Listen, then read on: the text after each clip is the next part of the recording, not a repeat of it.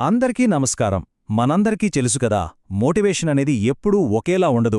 కొన్నిసార్లు భలే ఉత్సాహంగా ఉంటుంది, మరికొన్నిసార్లు అసలు ఏ పని చెయ్యాలనిపించదు. సో ఈరోజు మనం ఎప్పుడూ ప్రేరణతో ఉండటానికి ఉపయోగపడే 3 శక్తివంతమైన ఆలోచనా విధానాల గురించి తెలుసుకోబోతున్నాం. ఇవి కేవలం సిద్ధాంతాలు కాదండోయ్, నిజంగా జీవితాల్ని మార్చేసిన కథల నుంచి పుట్టినవి. సరే, ఇక మొదలు పెడదామా? మీరు సూర్యుని వైపు ముఖం పెట్టినప్పుడు నీడలు ఎప్పుడూ మీ వెనుక పడతాయి. హెలెన్ కెల్లర్ చెప్పిన ఈ అద్భుతమైన మాటతో మనం మొదలు పెడదాం. ఎందుకంటే మన మొదటి సూత్రానికి పునాది ఇదే.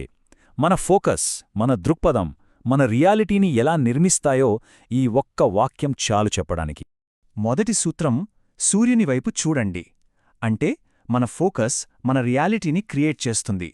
సింపుల్గా చెప్పాలంటే మనం దేనిమీద మన దృష్టిని పెడతామో అది మన జీవితంలో చాలా శక్తివంతంగా మారుతుంది. ఇక దేనినైతే మనం పట్టించుకోమో అది ఒక నీడలా మన వెనక్కి వెళ్ళిపోతుంది. సో మన వాస్తవికత అనేది మన ఎంపికలోనే దాగి ఉందన్నమాట. ఇది అర్థం చేసుకోవడానికి హెలెన్ కెల్లర్ జీవితమే ఒక అద్భుతమైన ఉదాహరణ.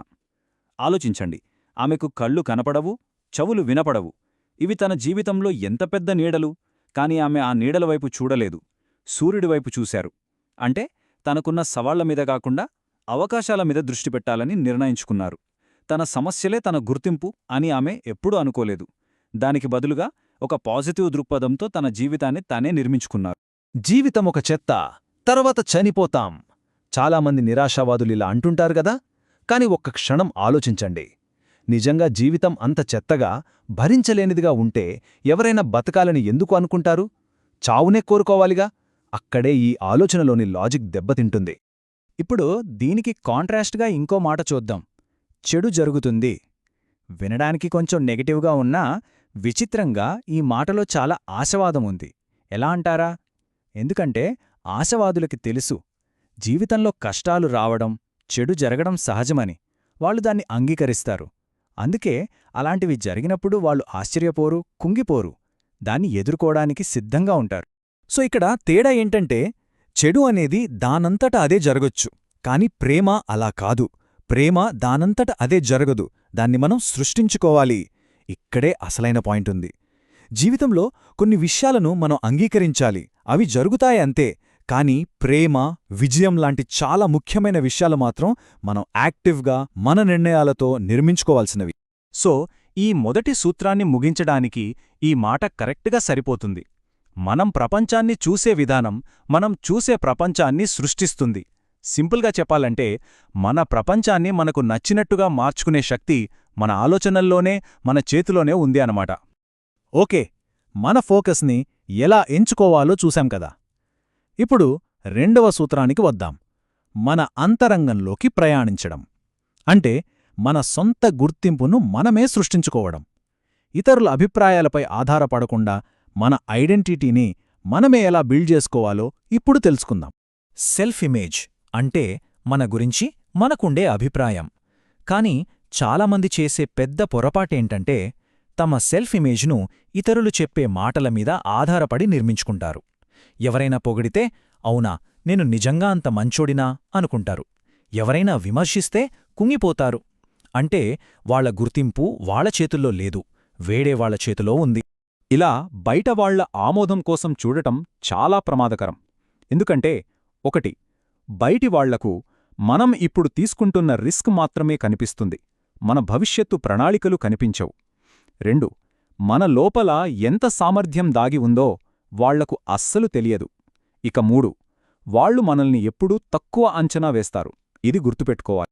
జేమ్స్ మిషనర్ చెప్పిన ఈ మాట చూడండి. పురుషులు, స్త్రీలు చేసే ప్రయాణమంతా తమను తాము కనుగొనడానికే. ఈ ప్రయాణంలో గనక వాళ్లు విఫలమైతే ఇక జీవితంలో మరేది కనుగొన్నా పెద్దగా ప్రయోజనం లేదు. ఎంత నిజం కదా. మనల్ని మనం తెలుసుకోవడం కంటే ముఖ్యమైన ప్రయాణం ఇంకేముంటుంది? కాబట్టి ఇక్కడ మనం గుర్తుంచుకోవాల్సిన విషయం ఒక్కటే. నేను ఎవరు అని బయట వెతకడం ఆపాలి. దానికి బదులుగా నేను ఎవరు అవ్వాలనుకుంటున్నాను అని నిర్ణయించుకుని ఆ వ్యక్తిత్వాన్ని మనం సృష్టించుకోవాలి. మన గుర్తింపు అనేది ఒక ఆవిష్కరణ కాదు, అది ఒక నిర్మాణం. రైట్, ఇక చివరిది 3వ సూత్రం. ఇది చాలా పవర్ఫుల్. యుద్ధానికి ఎల్లండి. అంటే ఒక అత్యవసర పరిస్థితిని మనకు మనమే ఒక సాధనంగా ఉపయోగించుకోవడం. మనంతట మనం ఒక సంక్షోభాన్ని సృష్టించుకుంటే మనలో దాగి ఉన్న అసాధారణమైన శక్తి ఎలా బయటకొస్తుందో ఇది మనకు చూపిస్తుంది. దీని అర్థం చేసుకోవడానికి యాంథనీ బర్గస్ అనే ఒక ప్రఖ్యాత రచయిత కథ చూద్దాం. ఆయనకు 40 ఏళ్ల వయసులో డాక్టర్లు చెప్పారు, మీకు బ్రెయిన్ ట్యూమరుంది, మీరు బతకడానికి కేవలం 1 సంవత్సరం మాత్రమే సమయముంది అని. ఆ టైంలో ఆయన దగ్గర చిల్లిగవ్వ కూడా లేదు. తన పోయాక తన భార్య పరిస్థితి ఏంటి అని ఆలోచించి ఆమె కోసం కనీసం రాయల్టీ రూపంలోనైనా కొంత డబ్బు వదిలివెళ్లాలని ఒక నిర్ణయానికొచ్చాడు. సో డాక్టర్లు డెడ్లైన్ పెట్టిన ఆ 1 సంవత్సరంలో బర్గెస్ ఒక అద్భుతం చేశాడు. అతను తన జీవితంలో ఎప్పుడూ చెయ్యని పని రాయడం మొదలుపెట్టాడు. వెర్రిగా రాశాడు. 1960 సంవత్సరం ముగిసేసరికి అతను ఏకంగా 5.5 నవలలు పూర్తి చేశాడు. ఆ మరణభయం అతనిలో దాగి ఉన్న ఒక గొప్ప రచయితను నిద్రలేపింది. కాని కథలో అసలైన ట్విస్ట్ ఇక్కడే ఉంది. ఆ సంవత్సరం గడిచింది, కాని అతను చనిపోలేదు. విచిత్రంగా అతని ట్యూమర్ మాయమైంది. ఆ తర్వాత అతను చాలా ఏళ్లు బతికి మొత్తం 70కు పైగా పుస్తకాలు రాసి ఒక గొప్ప రచయితగా పేరు తెచ్చుకున్నాడు. ఆలోచించండి, ఒకవేళ ఆ రోజు ఆ సంక్షోభం, ఆ మరణ భయం లేకపోతే బహుశా అతను ఒక్క పుస్తకం కూడా రాసి ఉండేవాడు కాదేమో. బర్గెస్ కథ నుండి మనం నేర్చుకోవాల్సిన పాఠం చాలా సింపుల్. సంక్షోభం మనలోంచి మన ఉత్తమమైన ప్రదర్శనను బయటకు తెస్తుంది.